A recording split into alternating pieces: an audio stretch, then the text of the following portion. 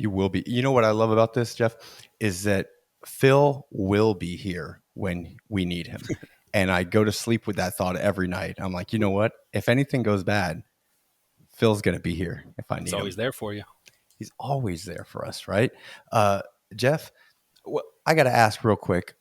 How do you know Phil? Where do you producer Phil, the best producer in this Producer here Phil. Lakes? Let's see. He produces a lot of things, doesn't he? He produces Yes. jokes on the internet. That's mostly how I know him. I know him through Really? Facebook groups. Oh, cool. Making funny memes. He is a meme maker. So Is that's question number one. I feel comfortable with that answer. Thank you, Jeff. Windows 98. How do you 98. feel That's about right. it? How do you feel about Windows 98? I miss it, honestly. Yeah. Is I think that everybody the does. background of Windows 98? It Your sure background? is. It It is is, isn't it? bliss. It is bliss.jpg. Nice. Bliss.jpg. I love it. Awesome.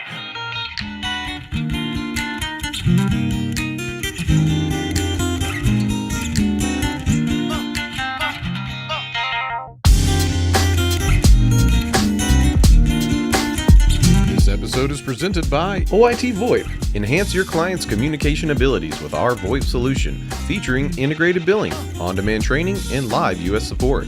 Collaborate seamlessly with Microsoft Teams integration and put your entire phone system in your pocket with Mobile X. Improve your offerings and increase profitability with reliable service for 1/10 of the average MSP acquisition cost. To learn more, visit oit.co or dial 844-CALL-OIT. So you ready? You want to just kick this off? Can we just, I'm going to jump right into it. I'll go ahead and do some introduction and we'll get going. Hello, ladies and gentlemen, boys and girls, everyone of all ages out there in internet world. My name is Aaron Bolton, and this is 38 at 38, where we tell ridiculous job stories. My guest today, I'm very happy to have Jeff Marczak, coming straight from Windows. Got to be Seattle, right? I mean, it's got to be, but definitely Close. from Windows 98. Jeff, how you doing? I'm doing well. Close. Windows 90. No, what am I saying? Windows XP. Oh, it is Windows XP is XP. bliss. Windows XP. Did I tell the story? Maybe not. I used to sell computers, like Okay. compact, computers Right. with the speakers that hung on the side of the monitor. That those were super cool, like almost shaped like footballs. And it was computers. It was Windows XP. Definitely had just been out. I think it was like late 2000. Windows XP, and they just busted out Windows ME. You remember Windows ME? That was like garbage. I just remember that was being so garbage. Did that come? That came before XP or after XP? That was before. That was before. XP was the answer to XP the apology. XP was the correction. Right. Like, sorry guys, we missed with that ME thing, but don't worry, we got XP. We'll just go up the alphabet. Nice. Jeff, if you could, can you tell us a little bit about yourself and your work background? Because I've got a couple questions work related that if you know them, great. If not, I just like to ask them. But tell us a little about yourself. Sure. I'm Jeff. I've been in IT for probably about 6-7 years. Started with, sorry, my cat's going crazy over there. Started in a medical setting. So I worked in a hospital for a little bit, under an MSP. That was the client I was assigned to, but I was still working for an MSP. Then I joined the company I'm with now, which is All Covered, and that is the IT support company owned by Konica Minolta. Oh, very cool. And Good. I am a nice little name drop. Yeah, nice little name. I'm a technical services consultant. Very cool. So I manage finance accounts, 35 of them, I believe, and I'm technical point of contact for that, escalation, that kind of thing. Nice. Okay. So here's a question for you. When did you say you started working? Like, when was your first job? And you can take, like, here we take it back to anything that's a job is considered anything that you've done for money and you had some type of clientele or customer. So maybe mom telling you to clean your room and here's some allowance, that's not. But mowing the yards in the neighborhood when you're 12 years old and getting some money, then that I'd consider that a job. Let's see, first job. I mean, as a kid, I definitely tried to go around the neighborhood with a shovel, asking people, "Oh, do you need your driveway shoveled?" No, I So wasn't how going about around in this? the summer with a shovel. Well, I'm from Florida, so I'm Okay. thinking, why would it took me a second to realize, yeah, that's right. There, it snows in places. Oh So yeah, I yeah, should have specified I'm in New Jersey, so it gets a yeah, little cold sometimes. just walking around with a shovel. Can I fill your holes? I see you woke up this morning and there's a bunch of holes in your yard. Noticed You your did lawn this, is didn't uneven. you? Yeah, your lawn's uneven. Nice. All right, so But how'd yeah, that work out? no one ever went for it. I don't know. I guess they don't want No? like a 10-year-old kid shoveling. Yeah, I guess liability. they believe in child labor laws or something. Right? Pff, come on. You know what I always go back to whenever I think child labor laws, and for some reason I use this as an argument almost sometimes with my wife. Hmm. Years back, we've been together for 20 years, so I've now able to look back at myself as a 20-year-old, and that's 20 years ago, so I'm okay with being like, that guy was an idiot, he didn't know what he was thinking. But when my wife would say things like, you know like a protective for children, anything about child protection, right? Which I'm not against, don't get me wrong. But I go back to a National Geographic picture I saw of this 4-year-old kid, 5-year-old kid in, I believe is the Philippines, with like a sickle and just like, cutting down the grasses with a sickle. Hmm. And I got that image caught in my head when I was a teenager. So it got into the deep tissue. And it was like, you see, if a 4-year-old can do it, then, kids can work hard. Kids can work hard. And that's true, but not 4-year-old with a sickle hard. We don't need that. That's too hard of work. After plowing the field with a sickle, he smokes a cigarette, has a Right? shot of whiskey. Just a shot of whiskey, and then he needs to learn his ABCs. I mean, that's the next afternoon lessons. After you got to get all that hard work done in the morning before that sun beats down on you. Kids know. Kids know. Awesome. All right, so started working. What about? Okay, so that you said that didn't pan out. Shoveling the snow. What about after that? Okay, so I guess a real job. Um, let's see. I was 16, freshly turned 16, and it was CVS hires at 16. Nice. Walked right down the street to CVS, got hired, worked there for about 2 years. I feel That it's was a a lot. pretty decent first job. Kind of weird to be selling cigarettes when you're 16. Right. That was back when CVS held cigarettes. Right. Yeah, they put their foot down a few years back. No more Yeah. cigarettes. I remember people got really angry about that. Like, yeah, there's options. You can go other places. You can go every other place. Yeah. So how many jobs did you have in high school? Was it CVS all the way through? CVS, and I worked at a local cafe towards my later years in high school. Yeah, thinking That didn't back in really high work school, out. I feel like it was easier to get jobs back in high school, not just as a high schooler, but like, I mean, compared to me now, why, why can't I find this VP job? I'm wondering. No, it's, even for high schoolers, my niece just turned 16 and it took her a while before finding a job, and she's awesome. Maybe I need to pull it back because maybe it's her. I don't know. I found my jobs pretty quick. Got to talk to her. No, but I guess it's all the way around. Cool. And let's see, final question before we get into the meat.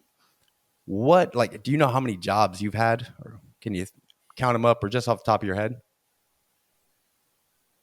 Maybe 12. 12? Okay. I think 12. that's a solid number. That's a solid Yeah. number. You get some good, So. you get some good mix around there. You get some good experiences, meet, different people, different places. That's a good mix. Awesome. I mean, I kind of got into IT late. I was waiting tables for a while. Then I decided to get into IT once I went to school for it. Nice. But, Where'd you wait tables? A couple of restaurants around. Cracker Barrel. Everybody Yeah. loves Cracker Barrel, right? But I'm okay with it. I'm okay. My wife loves Cracker Barrel. She loves it, but I'm just okay with it. I think it comes down to, like, I grew up country like that, Right. cooking. I grew up like that. So if I can cook it at home with the natural ingredients that I have in my pantry, like I don't know, but You probably have better ingredients in your pantry than there. right. But one thing that we don't play around with, and we did this. I think it was our first Thanksgiving. My wife and I were married. Our first Thanksgiving, and my sister-in-law, man, she's been working at Cracker Barrel since she was 15 or 16, and now she's 30, and she still works there as like a server, like one day a week. She has a job, like a legit job, but she works there one day a week just to get her 30% discount. So, which is great. Oh yeah, my wife loves to buy stuff from there, but I can't get mad because it's 30% off, and she always gets a clearance item. I mean, how can I complain? But I'm just not. It's okay. It's what would the youngster say? It's mid. It's mid. Cracker Barrel's so mid. Honestly, yeah, it's kind of mid. Right, but I'm not hating on it. I'm just not someone's like, yeah, Cracker Barrel, let's go.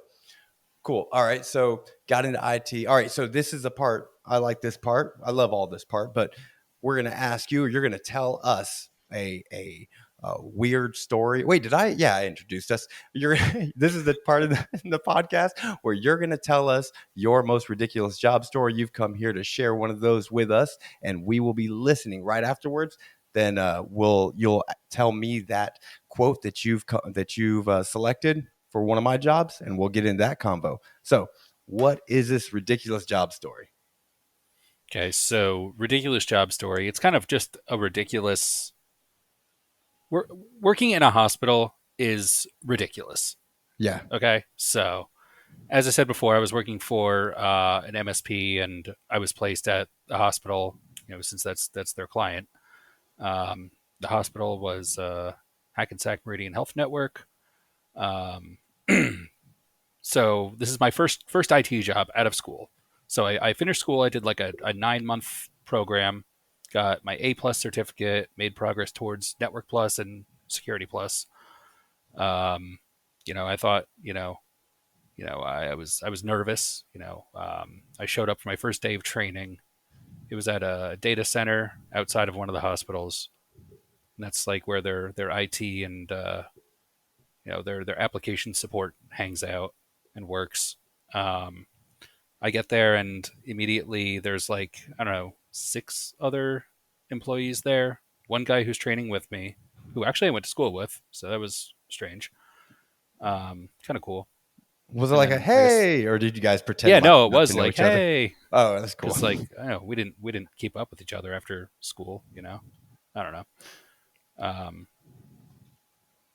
So yeah, the guy who was like training me, he just had like this TV set up, and it was like a live stream of some beach in Mexico, I think. And anytime it would go out, I don't know, it was just like, it was just like a live stream that he had. It was a live stream of a beach in Mexico?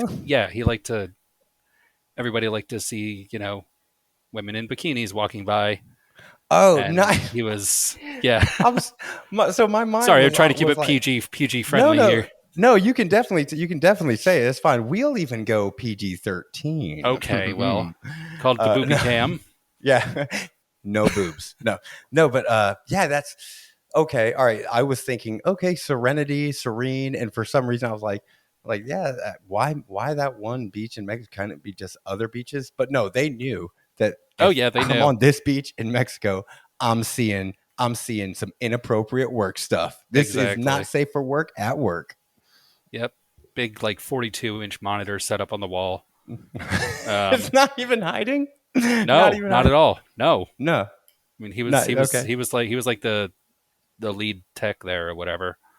So yeah, not a very I guess you'd say PC environment. No, doesn't sound like it. Yeah. Which is fine, but there's that line. I think. Yeah. Yeah. Especially if it was explicit that everyone knew. No, we have this up here. Look, we can even control the Zoom. I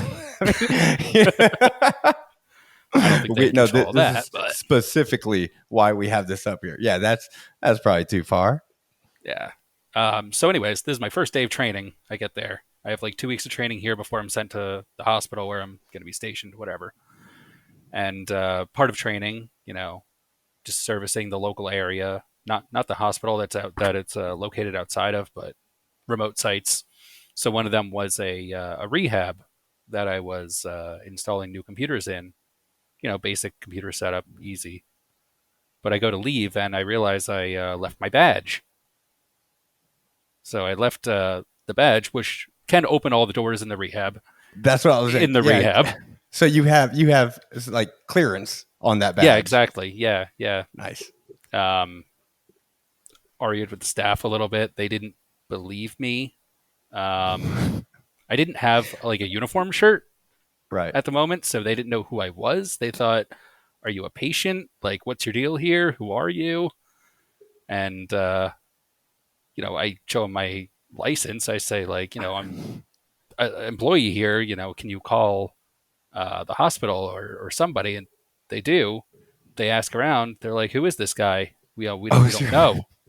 You're brand new. They're going over like their list of patients. They're like, "Oh no, we don't have a Jeff. We don't have a Jeff. Oh, but we haven't seen this guy in a while. Is it him?" It's not me. I'm just like, it's not me. I don't belong in this rehab. What am I doing here? Just to get my mind straight. So you were working in the rehab and you left your card somewhere in the rehab? Yes. Okay, so you are still in the rehab. Yes. Okay, I just want to. You are in the rehab. You cannot find your card, and you're trying to talk to the staff, and they're like, right, right, yeah. It's a pretty elaborate just get out. Excuse you came up with here. Right. Yeah. So I have to call the guy who's training me. Interrupt his booby cam watching, and tell him like, "Hey, Terry, can you come to this rehab down the street? Like, I can't." And he had to come. Yeah, he had to come. Couldn't do it over the phone. Like signed out. No, he had to like show up. Be like, "Hey, this is I'm training this guy. I don't know if he belongs here yet." That's so great. Yeah, he might, and give me a year working with him. We might drive him to go here. Oh man. So, but you got out, and do you feel better that you spent some time in there? Did you pick up on any good tips, any tactics, strategies? Yeah, I think it really changed me. I think right. I'm not gonna relapse.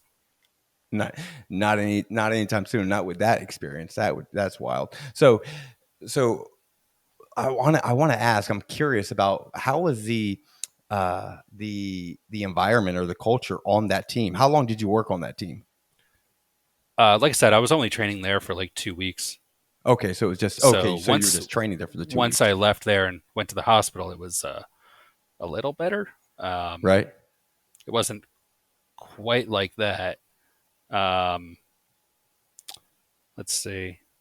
When I got to the hospital, probably the earliest crazy thing that happened was I had network problems in one of the ERs, or one of the operating rooms. So I put on my scrubs and everything, got scrubbed up, cleaned up, decontaminated, whatever, and went in while there was surgery being performed. Yes.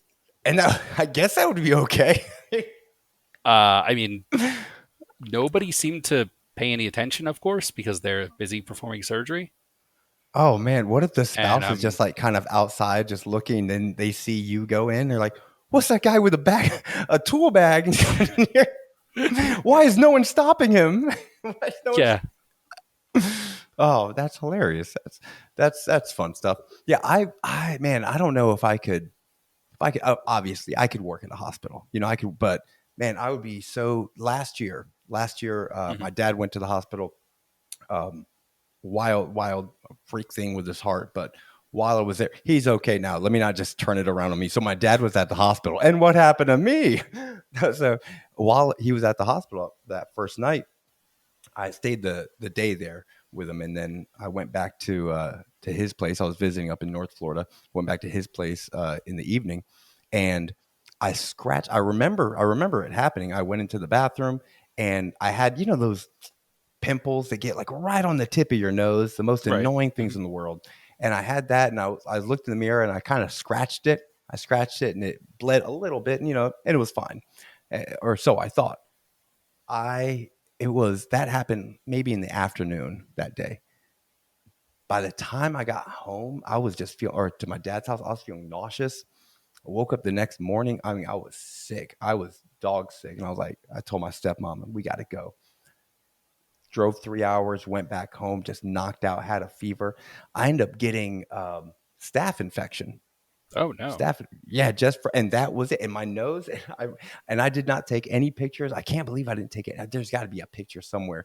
But my nose and my upper lip swelled up so big, it looked like I was a Whoville character. Oh my God! It looked like I had no, there was no transition. I mean, I was telling my wife, I was like, I think I might have to have reconstructive surgery. But I mean, I didn't. And it's funny. I was telling that to my best friend. He's known me since high school. And he's like, okay, Aaron. I was like, no, let me show you. And I video chatted with him. He was like, whoa, okay. Luckily, I didn't have to do that yet. Dun, dun, dun. Yeah. That'll be fine. It'll be fine. Awesome. Thank you, Jeff, for sharing your stories with us. I appreciate it. I'm about to ask you for the quote that you have selected that pertains to one of my jobs, but I'm going to ask you that right when we come back from this message. Are you sick and tired of slow internet? Is your download speed a drag? Then you need Network Lubricant, a personal lubricant for your internet-connected devices. Perfect for Cat 5, 5E, 6, 6A, 7, and 8 cables. Just squirt a little on the tip and wipe down the shafts to ease your network speeds into overdrive.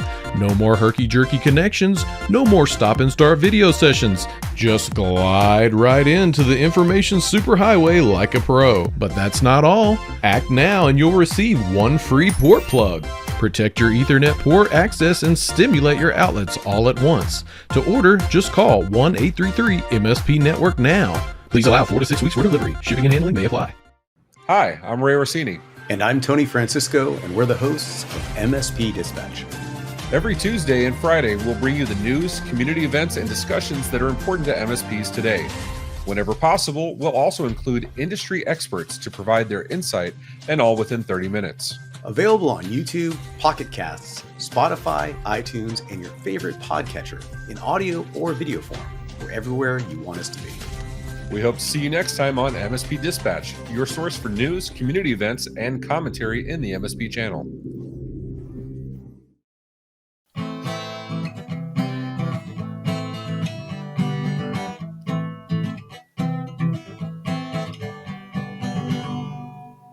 All right.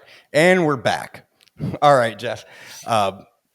Let's hear it. You have selected a quote. I've sent you some list of quotes. Each quote has to do with a different job of mine that I've had. Each one of my jobs have just some ridiculousness with it.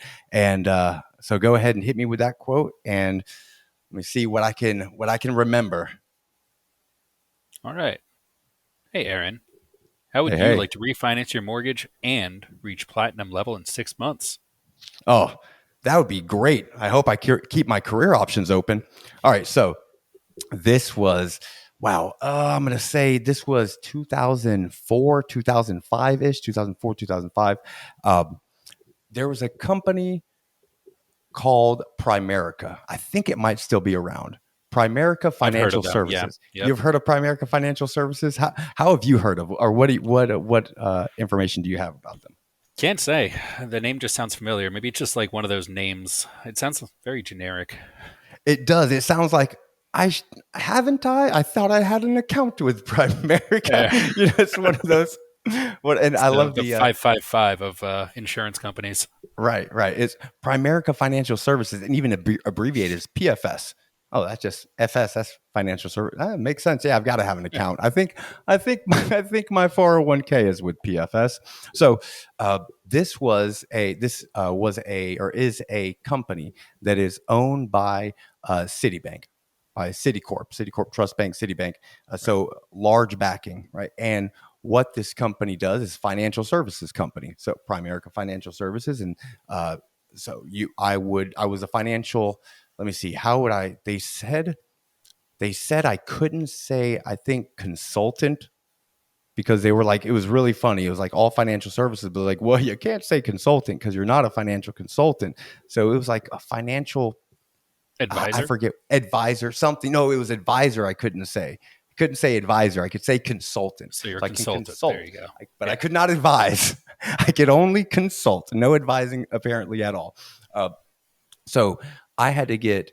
I would sit across from families, from individuals, and I would do a whole financial needs analysis with them. I'd break down their budget, and I'd say, "Hey, here is what we can do to better your financial situation." And they didn't pay me a dime. So the cool part of all this is there was I was able to do some fun stuff. I was able to learn a lot about the financial side, but really the financial side of Primerica Financial Services was secondary, maybe even tertiary. Like that was not the thing. Primerica Financial Services is a network marketing company, so multi-level marketing. So I was going to say it sounds like an MLM. Yeah. Oh, it definitely was or is. And so have you ever been involved in MLM? Almost involved in Cutco in high school. Cutco, yeah. They get everybody. Cutco, yeah. Cutco's a good one. There's Amway. Amway's like Amway. I actually watched a documentary about them a couple weeks ago. Oh yeah, very interesting stuff. I've heard a lot about them. I don't know a lot, but I mean, it's got to be an interesting enough company that, you know, if it started from, you know, as a multi-level marketing, you know, almost like an Avon-ish kind of thing. Mm-hmm. It was like Avon for men. Yeah. And then it grew up or grew out. I believe there's a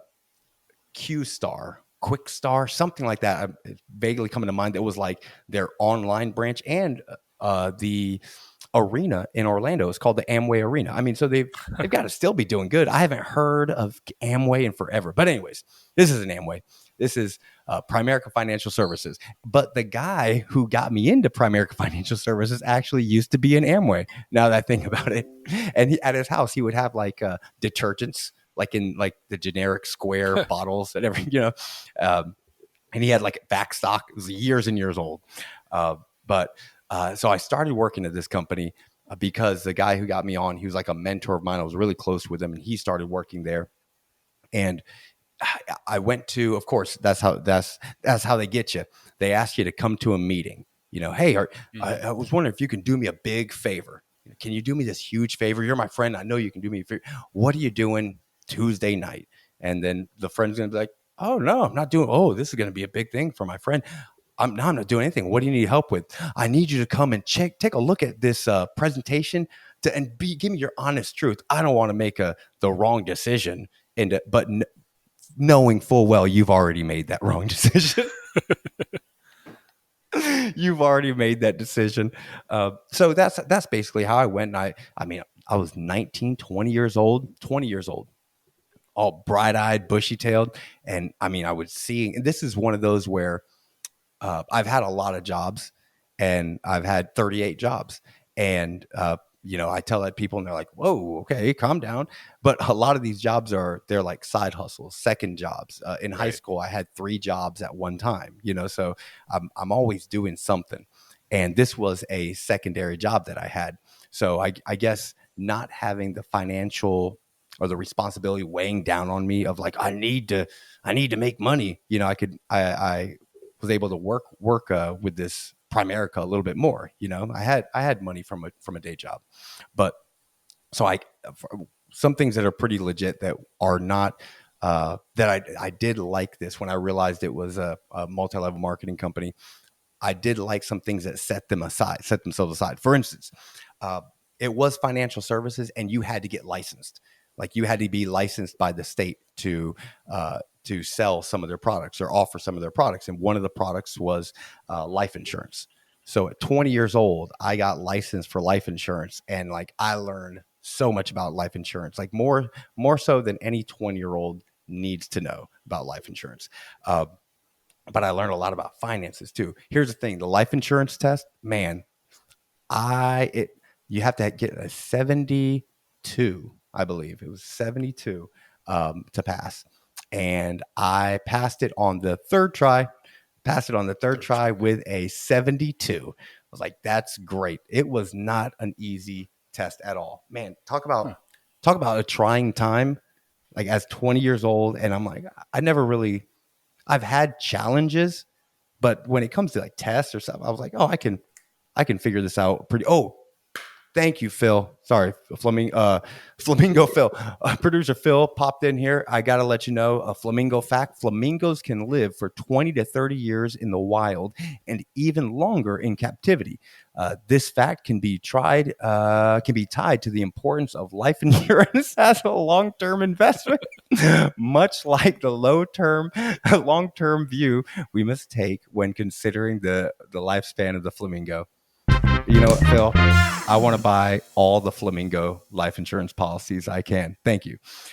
Flamingo fact. We try to increase the awareness of flamingos in the world. So it's our little part. It's something we give back. You're welcome, internet. Okay, and so I got life insurance license, which is great. That was awesome. That's like the first step. But then you can get other licenses. And the next license you would get would be the mortgage broker's license. So I was a licensed mortgage broker at like 21 years old. Oh, wow. And like, that's one thing I wish I would have continued more with it, but I just needed the license to do this type of work.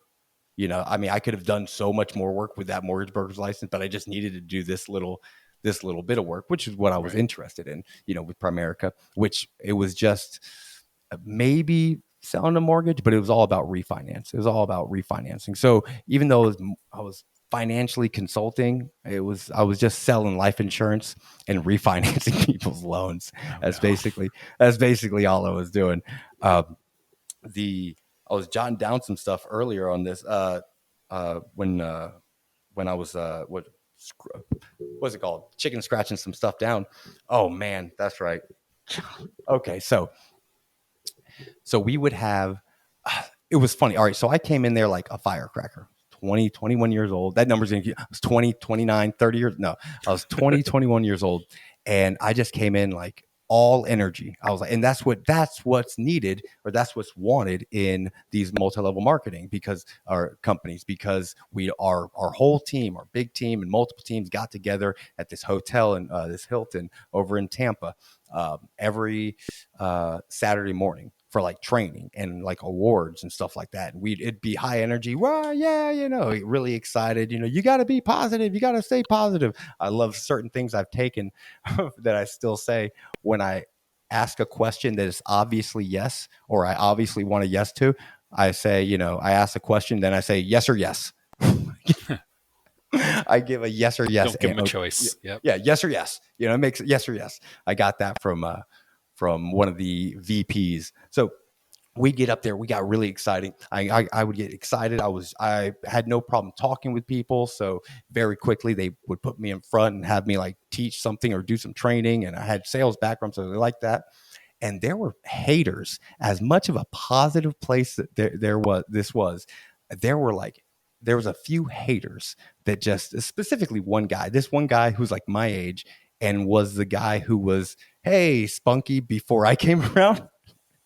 And I found out he got upset because I was spunky and fun. And so he would just give me like side eye, or I'd see like I would, you know, we'd get up and everyone clap for something. My name would get called for something. I'd look, he wouldn't be clapping. He'd be, I don't know. The guy had a, I don't know. It was so weird. Professional hater. Right. Just a pro hater, right? A financial hater is what he is. So we'd get together Saturday mornings. That was fun. But the other time we'd get together would be like one time during the week in the evening, maybe a couple times, to get people, you know, to sign up. You know, so my thing was I'd go to people and say, you know, in the middle of whatever conversation, I'd say, hey, I was just wondering, do you keep your career options open? Do you know, I mean, what very rarely, almost never did I hear someone say, no, I don't keep my career options open. Not at all. And I say, oh, well, you know, I'm working with a VP of a financial institution, financial company, and we're looking to expand. And I was wondering if I can pass over your information. Like the fact that this is man, 2000, this is almost 20 years ago. And this is just stuff that's just burned into my brain. And it worked on, man, it really was. It was a strategy, a tactic to, get a lead and then invite them to one of these meetings or pass it over to the VP and have the VP invite them over to one of these meetings. And it has the best thing that it did for me. The best thing is it got me out of a violation of like a ticket. So I did a slow go roll through a stop sign onto like a main, and the cop was right behind me, pulled me over, ran my stuff, came back, and I said, right when he came back, he went to hand me my stuff, and I was like, hey, can I ask you, man, thank you. I totally get how, I totally get why you pulled me over, but man, do you keep your career options open? And he was like, I promise you. He goes, I mean, yeah, I definitely do. Man, I'm working with a financial from a VP from a financial company. I went right into it. And he was like, oh, really? I was like, yeah. So, I mean, this is a police officer, right? And it's not like things have changed. 20 years ago, this was like, what's a police officer doing? Giving this guy he just pulled over his phone number, his cell phone number, and like his full name. And he was like, yeah, definitely. Here you go. I was like, oh, yeah, but hey, I'm sorry about this. He's like, yeah, no problem. Just go ahead. Just be more careful that next time. You got it. I'll be talking to you tomorrow. Or, my So VP a way of getting out of a ticket, you just try to recruit them to an MLM. 100%. It worked. I mean, I gotta try that. Damn. It was almost more of I was practicing. It was almost more of like training. Like, okay, let me just, because I got to do it to everyone. And I was not expecting him to give me his cell phone number. And I called him. I remember I called him the next day, and it went to voicemail. I might have called him like maybe only twice, because I remember it wasn't much. And when he picked up, I was like, hey, Dan. I was no sheriff anything. It was Dan at this point. Hey, Dan, how you doing? And remember you pulled me over? He goes, listen, let me tell you right now, don't call my phone. Just don't even call my phone. You got it. You got it, bud. No problem.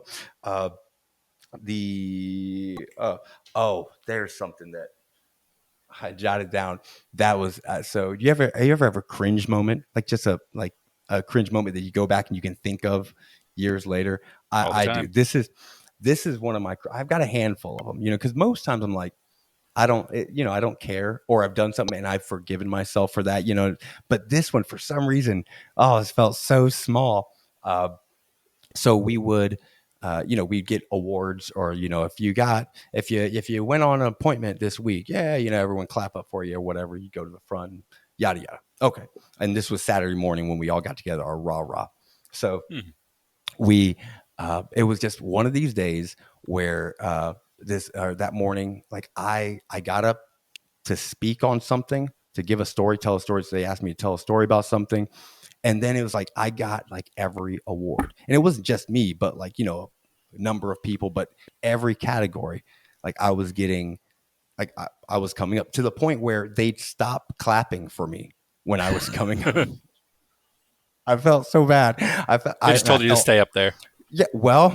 Well, so hold on. Okay. So we used to, when someone else would be getting all that applause, we'd clap for them, and we might say something like, man, you might as well stand up there. Someone from the crowd would say, you might as well stand up there. Haha. Or they would say, man, you're wearing a path in the carpet, cause he keeps going up. You're wearing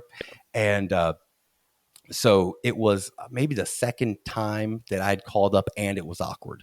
So maybe the fourth or fifth time, so this is the second time they called me up, and this is the most positive place. And that point in my life, definitely the most positive place. It really was. And I get up there and they're like, Aaron, all right. And I go up and I'm awkward. People are like,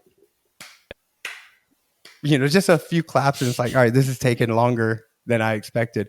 And because I felt awkward, and because just because it was awkward, I said something to the effect of, I might as well just stand up here.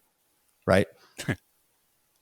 Because I felt awkward. I was like, I felt someone should say, I didn't like the silence. Keep walking back and forth unless you want to get exercise.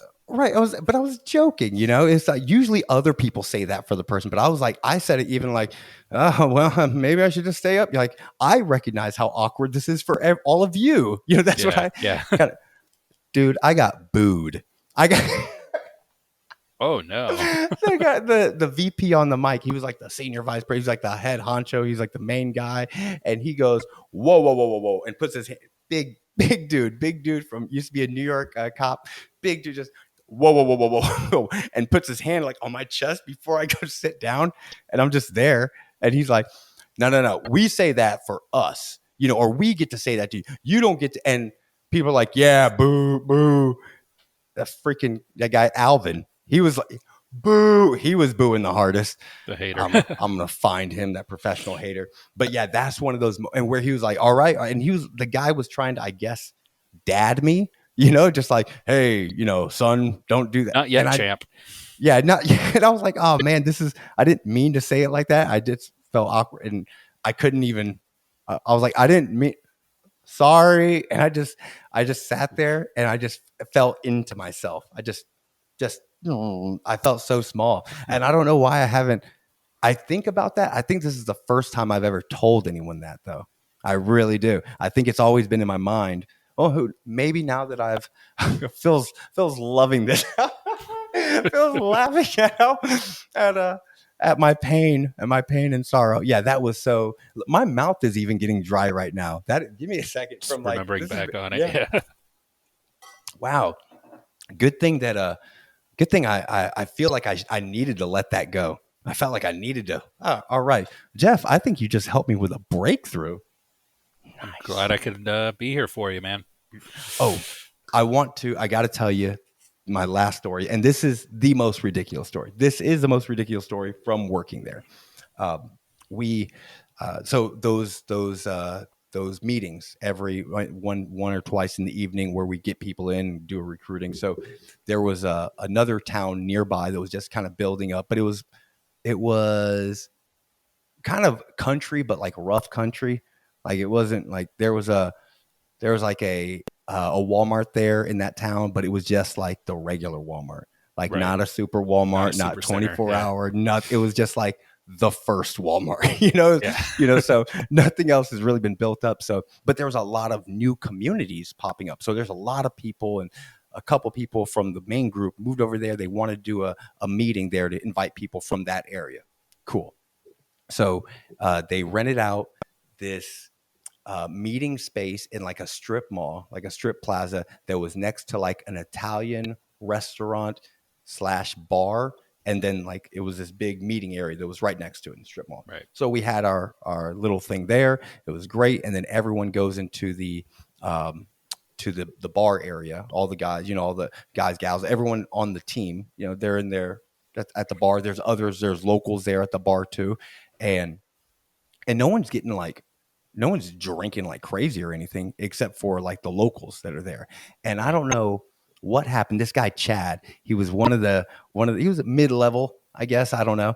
But he was big, yoked, like swole guy, but like so sweet, the kindest, most gentle guy. And in that group, all right, well, he's there. He's got his hands in his pockets. And then one of the locals starts saying something to him and he's like, what'd you say? But I know Chad. And not the intent nor the impact of it was like, what'd you say? It was like, oh, I'm sorry. What'd you say? And he leaned in and the guy just clocked him right over and his hands in his pocket. And he's like trying to gain his balance. And when we saw that, like I'm at that point, 21 years old. I've never had like some crazy, like fights or anything like that. But I've scrapped a little, and I looked at, I felt horrible. I was like, not Chad. And I turned, by the time I even turned to see what else could happen, we had there was like 4 or 5 guys that were like top level that they were all cops in New York and they all started up in New York and then they exploded. Like they were like, what are you doing? One of the guys, I remember this is so great. This is so great. This is something where like, if you see in like a movie in a bar fight, you're like, yeah, that should happen. It's actually weird if it doesn't happen. Someone picks up a stool and breaks up a pool cue or a stool. And breaks up. And one of the guys, one of the guys was like, curse city, curse her. Hell no, hell no. And he's like, I got you. This is one of the cops. I got you. And he takes the stool and it won't break. He just keeps hitting it like 3 or 4 times. And he ends up just throwing it on the floor. By that time, it's all over. He spent his whole time trying to break a stool that was unbreakable. Wasted time. Yeah. Oh, but that was crazy. That guy ran off to the back. The cops came, and then, that's right. That's so great. The cops were there, and they were like, well, where is he? And the people at the bar were like, oh no, he ran off. He took off, and we're like, well, we didn't know, but we're like, no, he's in the back. He's in the back. He's in the bathroom. He's in the room back there. And the cops were like, well, we can't just go back there unless we have any calls, and the owners and the people in the kitchen are saying no, he's not back there. And it was just like that for I felt like 5 minutes. Like, no, he's back there. The cops can't do anything. We're inside the place. And I just looked at the cops. I was like, hold on, I really got to use a bathroom. I said, and he was like, well, the bathroom's right there. I was like, where is it? And I just went right back into the kitchen and started and opened up one of the doors. And the guy was just in the linen closet, or in the broom closet, just sitting there, crouching down, on a crate. And I opened the door, and then a cop Scooby-Doo's, that's one of those. And I was like, oh, look, here he is. And I just walked out. Look at that. That was a good little story to end on, where this guy was a hero. No, doubtfully. Where this guy put someone to jail that evening. Oh, no, hopefully not. I'm sure he's fine. I'm sure whatever his issues were, they're resolved. Why wouldn't they be? Would hope so. Yeah. Would hope so, right?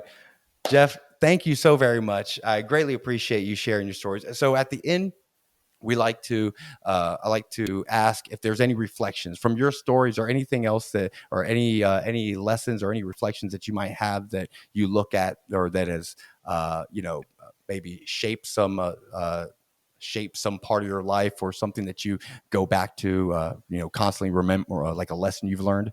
There's the phrase. Whoa, that took forever. Phil, remind me to write that script out. Golly, lesson you've learned from the job. Yeah, is there a lesson that you've learned from that ridiculous job, or not the ridiculous job, but that time? Let's see, my experience there.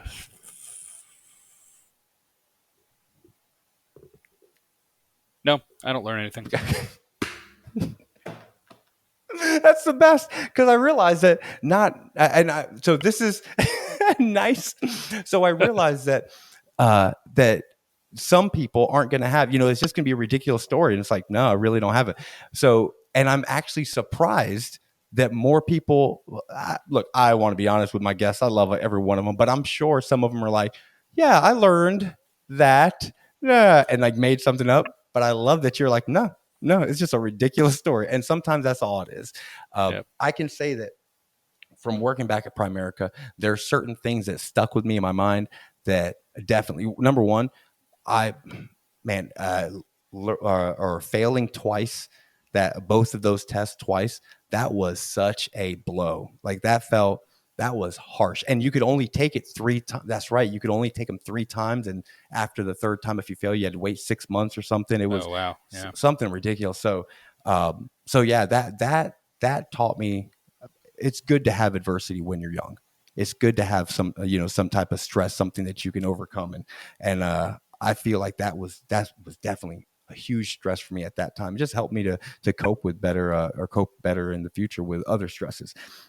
There's also being with these leaders in Primerica. They were like, I was hanging around with people at 15 years old at 21 years old. Now it's getting younger 15, and younger. Yeah, younger and younger. I was 2.5. That's why I failed twice.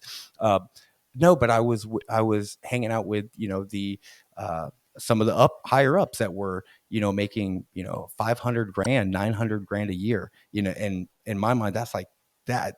I know someone making that much money a year, annually, this is nuts. And it's not just, it's because they're good business. They know they're good business owners. They're good leaders. So I was able to get a lot of little nuggets from them. And one thing that was that I heard was show me something that someone's done and I can prove to you that I can do it.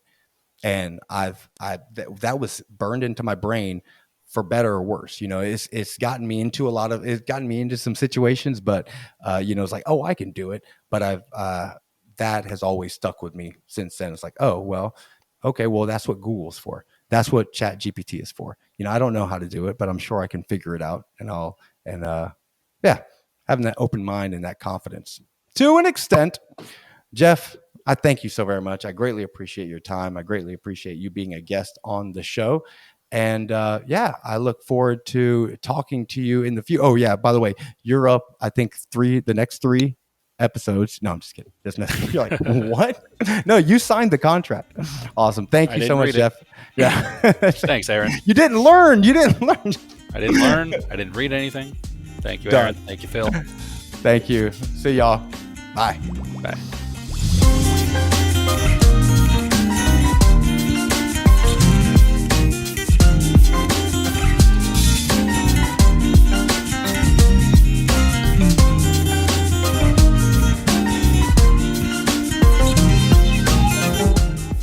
This has been a broadcast of the MSP Media Network.